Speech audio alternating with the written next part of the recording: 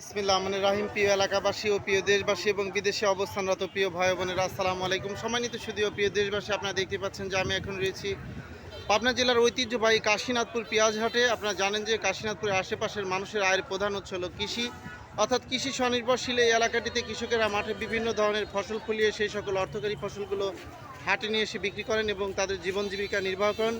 আর শুধু তাই নয়, এই হাট থেকে পরিবহন খাতে পেঁয়াজ বাংলাদেশের বিভিন্ন প্রান্তে গিয়ে ভোক্তাদের চাহিদা সম্পন্ন করছে। আজকে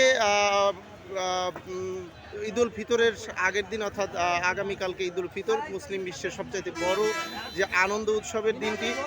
যাও আজকে আমরা জানবো কাশীনাথপুর হাটে যে এই নতুন হালি পেঁয়াজের সর্বোচ্চ পাইকারি বাজার কত আছে। ভাই আসসালামু আলাইকুম, কত যাচ্ছে আজকে হালি পেঁয়াজের সর্বোচ্চ পাইকারি বাজার?